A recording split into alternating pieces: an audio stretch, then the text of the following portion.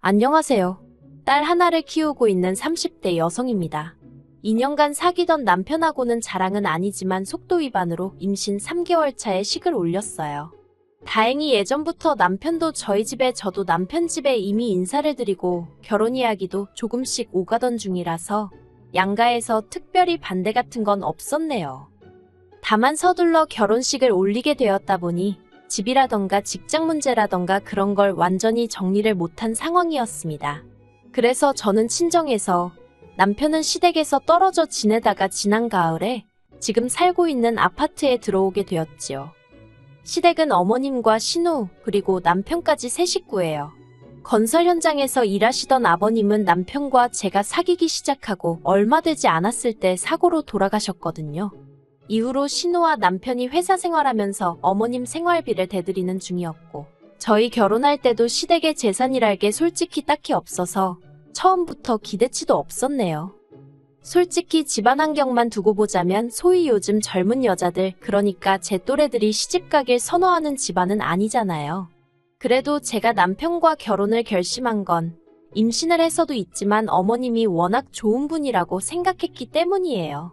어머님은 제가 처음에 인사를 드리러 갔을 때부터 웃으면서 반겨주시고 좋은 말씀도 많이 해주셨어요. 일례로 저더러 당신을 친정엄마라 생각하라셨고, 저더러 부인이고 엄마이기 전에 여자라는 걸 잊지 말라면서 예쁘게 꾸미고 살라고 하셨지요. 그래서 그때만 해도 저는 저희 어머님이 어디 드라마에나 나올 법한 쿨하고 멋진 분이라고 생각했고, 어머님 말씀대로 모녀 사이처럼 지낼 수 있을 거라 믿었네요. 하지만 남편이랑 같이 살기 시작한 이후로는 어머님과 가깝게 지내는 게 저에게 꼭 좋은 일만은 아니라는 걸 알게 되었어요. 일단 어머님이 저희 집에 너무 자주 오셨거든요. 제가 보고 싶고 저를 챙겨주고 싶어서 오셨다면서요. 하지만 허심탄회하게 말해서 솔직히 아무 때나 불쑥불쑥 찾아오시니 그때마다 참으로 불편했답니다. 그래서 언젠가 한 번은 미리 연락을 주시고 오시면 안 되냐고 넌지시 여쭤봤는데, 대뜸 왜 그러냐며 저더러 당신 오는 게 싫으냐고 직접적으로 물으시는 게 아니겠어요? 그리고는 서운하다며 마른 눈물을 쥐어짜내시는데, 지금도 그때를 생각하면 등줄기에 식은땀이 흐르는 것 같아요. 정말이지 어머님 삐진 거 풀어드리느라 얼마나 진땀을 뺐는지 모릅니다. 어머님은 저희 집에 오시면 냉장고 정리부터 시작해서 집 청소에 빨래까지 온 살림을 해주고 싶어 하셨어요. 그리고 어머님이 그렇게 이리저리 돌아다니시면 며느리인 제가 마음 편히 앉아있을 수가 없었고요. 그래서 제가 어머님께 그냥 계시라고 해도 어머님은 집안이 깨끗해야 한다면서 냉장고 위 먼지까지 털어대셨습니다. 그리고 그럴 때마다 가시방석에 앉아있느니 차라리 움직이자 싶어서 제가 거들겠다고 한 번 더 여쭤볼 수밖에 없었는데, 그럼 어머님은 못 이긴 척 그때부터 저에게 이런저런 심부름을 시키곤 하셨지요. 그리고 그날도 대략 오후 4시쯤이었을 거예요. 현관벨이 울려서 나가보니 그날도 어머님이 저희 부부 저녁 챙겨주고 가신다며 연락도 없이 오셨더라고요. 그리고 일단 결론부터 말하자면 식사는 결국 어머니와 제가 같이 차렸습니다. 어머님이 저더러 무 썰어라, 파다듬어라 이런저런 심부름을 계속해서 시키셨거든요. 뿐만 아니라 조리 과정에 있어서도 간장 달라 소금 달라, 결국 티나는 일은 어머님이 하셨지만 티 안 나는 잔심부름은 죄다 제가 하고, 그러면서도 어머님께 고생하셨다고, 식사 챙겨주셔서 감사하다고 인사를 드릴 수밖에 없었지요. 솔직히 어머님만 안 오셨으면 그냥 뭐 간단히 시켜먹고 남편이랑 편하게 쉬었을 텐데 말이에요. 하지만 거기서 끝이 아니었습니다. 식사를 마치고 시간이 늦어지는데도 어머님은 거실에서 TV만 보고 계셨지 도통 집에 가실 생각을 안 하시는 눈치였어요. 참고로 어머님 댁은 저희 집에서 차로 40분 정도 걸렸고, 어머님은 직접 운전해서 오신 상황이었으니 교통편은 아무 문제가 아니었네요. 결국 제가 먼저 이제 슬슬 가셔야 하지 않겠냐고, 더 늦어지면 어두워서 운전하기 힘드실 것 같다고 조심스레 애둘러 말씀을 드렸습니다. 그러자 어머님이 당신이 너무 피곤해서 그렇다며 오늘은 그냥 주무시고 가신다대요. 그리고 새벽 1시쯤이었습니다. 한참을 뒤척이다 힘들게 잠에 들었는데 그나마도 얼마 못 가 목이 말라 잠에서 깨게 되었지요. 그런데 방문 밖에서 무슨 소리가 들리대요. 겁이 나서 남편을 흔들어 깨웠습니다. 그러자 잠에서 깬 남편이 투덜거리면서 밖으로 나가보더라고요. 그리고 이내 남편의 신경질적인 목소리를 듣게 되었습니다. 저도 깜짝 놀라서 무슨 일인가 싶어 밖으로 나갔더니 세상에 어머님이 김치를 담그고 계신 게 아니겠어요. 비록 5포기밖에 안 되긴 했지만요. 아무튼 남편이 어이가 없다는 표정으로 어머님께 이 시간에 도대체 뭐 하시는 거냐 묻대요. 그런데 어머님이 하시는 대답이 정말 황당했어요. 지난번에 냉장고를 보니 김치가 하나도 없더라며 저더러 살림을 하는 거냐 마는 거냐 호통을 치셨거든요. 그런데 저 그때 만삭이었어요. 그리고 저도 남편도 김치 없으면 밥을 못 먹는 사람들도 아니었고요. 하지만 제가 이런 변명을 하기도 전에 어머님께선 아무튼 잘 됐다며 저더러 기왕 일어났으니 당신 옆에서 김장을 좀 도우라대요. 황당해서 남편을 쳐다봤더니 남편도 어이가 없었는지 어머님을 잠깐 멍하니 쳐다보고 있었습니다. 그러더니 어머님께 이내 만삭인 며느리한테 이 시간에 뭘 시키냐고 어머니도 그냥 그만하시고 들어가서 잠이나 주무시라 한마디 하대요. 저한테도 방에 들어가 마저 자라 했고요. 그리고 돌이켜 생각해보면 그때부터 어머님이 저에게 안 좋은 감정을 갖고 계셨나 싶습니다. 그런데 저도 할 말이 있는 게 저희 어머님 성격이 좀 유별나세요. 일단 상대방의 뜻과는 상관없이 당신 하고 싶은 대로 하시는 경향이 있지요. 당신은 아기가 없었다. 그냥 하고 싶어서 하는 거다 뭐 그렇게 말씀은 하시는데요. 솔직히 제 입장에선 부담스러웠던 적이 한두 번이 아닙니다. 그래도 번번이 어머님 눈치 보느라 싫다 좋다 소리 한번 제대로 한 적이 없었는데 그 김장 사건으로 제가 완전히 어머님 눈밖에 나게 된 거지요.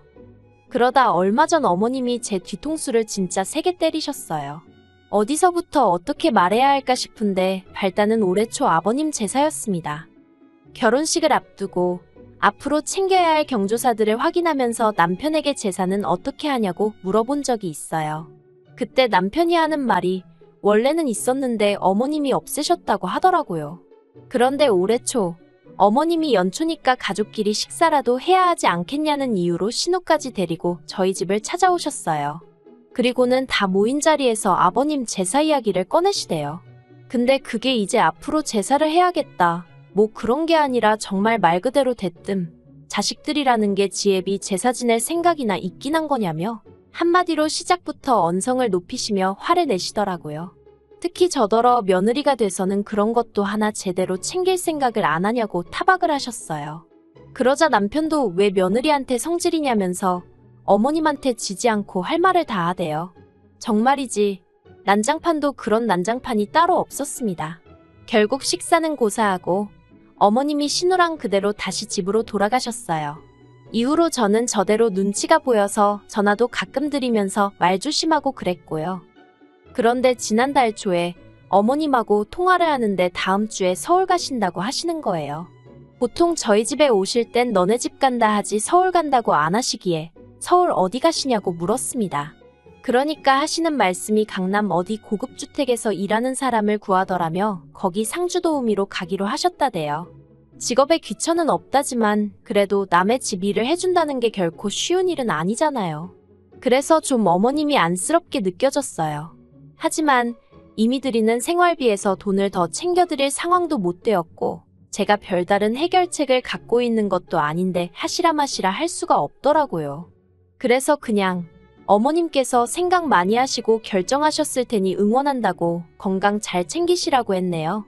어머님도 알겠다면서 남편에게는 비밀로 해달라 하셨고요. 그런데 그 통화를 하고 한 일주일이나 지났을까. 하루는 퇴근한 남편이 씩씩거리면서 저에게 어머님이 왜 서울에 가신 건지 아냐고 따지고 들대요. 어머님이 비밀로 해달라고 하셨으니까 저는 저대로 약속을 지키기 위해서 잘 모르겠다고 시치미를 뗐고요. 그런데 남편이 눈을 정말 희번덕거리면서 어머님께 다 들었답니다. 그리고는 저더러 어떻게 그럴 수가 있냐는 거예요. 시어머니가 남이 집 식모살이 하러 가는데 어떻게 그걸 안 말릴 수가 있냐고요. 알고 보니까 어머님은 남이 집에 가신 일도 없으셨어요. 그냥 제가 어떻게 나올지 궁금해서 저를 한번 떠보신 거라대요. 그러면서 어머님은 제가 가지 마시라고 잡을 줄 알았는데 그러질 않아서 크게 실망하셨다나요. 뿐만 아니라 남편한테 당신처럼 살림 다 해주고 며느리 모시고 사는 시애미가 어딨냐면서 그런데도 저는 고마운 줄을 모른다고 이제 보니 인성이 덜 된 것 같다고 정말 별의별 소리를 다 하셨더군요. 듣고 있자니 어찌나 억울하던지 도저히 가만히 있을 수가 없었습니다. 그래서 어머님이 한두 살 먹은 어린애도 아니고 결정 다 내리고 진지하게 말씀하시는데 그걸 내가 무슨 수로, 무슨 권리로 이래라 저래라 하겠냐고 따졌어요. 게다가 어머님이 먼저 당신한테 비밀로 해달라고 한 거고 집안일도 내가 언제 해달라고 했냐. 나야말로 어머님이 이래저래 내 살림 들쑤시고 다니면서 나는 나대로 고생시키고 그러면서도 생색내시는 거 불편해 죽겠다고 그간 마음속에 맺힌 말을 마구 쏟아냈지요. 그랬더니 남편도 아차 싶었는지 아니면 뭔가 깨닫기라도 한 건지 어머님이 전화에다 대고 제 욕을 하도 하시니까 자기도 짜증이 나서 순간 욱했다며 미안하다고 한 번만 그냥 넘어가 달라대요. 하지만 어머님의 본색을 알고 나니 마음이 도통 풀리지가 않더라고요. 그래서 친정어머니께 전화를 했어요. 행여 친정어머니가 걱정하실까봐 미주알고주알 말은 안 하고 그냥 어머님이 요새 말을 좀 섭섭하게 하신다며 운을 띄웠지요. 그런데 친정어머니가 기다렸다는 듯이 크게 화를 내시는 거예요. 보통은 오히려 먼저 저더러 그래도 시어머니가 어른이니 이해하란 식으로 말씀하시는 분이신데 말이에요. 그리고 곧이어 그 이유를 알게 되었습니다. 언젠가 어머님이 저희 친정어머니께 전화를 하셨던 모양이에요. 제가 알기론 두 분이 평소에 연락을 주고받는 사이가 아니거든요. 그러니 저희 친정어머니가 꽤 놀라고 당황하셨다고요. 아무튼 어머님께선 그동안 잘 지내셨냐며 운을 띄우시더니 이내 저에 대한 이야기를 하시더랍니다. 집안도 맨날 어지럽혀져 있고 음식 솜씨도 없는 것 같다. 남편 양말 구멍난 것도 모르더라. 한마디로 전부 다 제가 못났다는 얘기였는데 처음엔 저희 친정어머니는 제가 정말 무슨 큰 실수라도 했나 싶어서 가만히 듣고만 계셨답니다. 그런데 들으면 들을수록 황당하고 어이가 없다 못해 웃기더래요. 그래서 어머님한테 살림이고 뭐고 둘이서 알아서 하는 거라고 그리고 요즘 애들이 누가 집에 와서 냉장고까지 들춰보는 걸 좋아하냐고 그냥 놔두면 서로 알아서 해결하고 산다고 그러셨대요. 그리고 김서방처럼 우리 딸도 시집가기 전에 열심히 회사 다니면서 일만 하던 앤데 하루아침에 살림 잘하고 음식 잘하고가 되겠냐고 좀 기다려주시라 하셨다고요. 그러자 어머님도 더는 뭐라 하실 말씀이 없으셨는지 저희 친정어머니더러 며느리가 누굴 닮았나 했더니 사부인을 쏙 빼닮은 모양이라고 하시면서 전화를 끊으시더랍니다. 친정어머니 말씀이 당신 딴에는 할 말은 그래도 다 했다 싶었는데 그래도 전화를 끊고 나니까 더 세게 나가지 않은 것도 후회가 되고 한편으론 얼마나 사돈 알기를 우습게 알면 그런 전화를 했나 싶어서 심란하시더래요. 그래서 결국 사위인 저희 남편을 불러 어머님이 하신 이야기를 조목조목 다 전하셨고 두 번 다시 그런 연락이 오는 일은 없도록 하라고 경고장을 날리셨답니다. 남편은 쩔쩔매매 죄송하다고 제발 부탁이니 저한테는 비밀로 해달라고 했다고요. 그리고는 친정어머니가 그때 남편이 보낸 문자라며 보여주셨는데 그 시기가 저 아기 낳고 산후조리원 갔다가 집에 왔던 때였어요. 정말이지 어이가 없어서 애 낳고 한 달도 안 된 며느리 집에 청소며 빨래며 도와주러 온다고 세상에서 무슨 제일 자상한 시어머니 행세를 하시더니 뒤에선 그런 식으로 제 흉을 보고 다니신 거잖아요. 그것도 상대가 누군지 생각도 안 하고 말이에요. 막말로 저희 친정어머니한테도 제 흉을 보실 정도였으면 이모님부터 시작해서 당신 지인들한텐 저를 얼마나 씹어댔을지 제가 남편한테 친정어머니한테 다 들었다며 그간의 일도 따지고 들었습니다.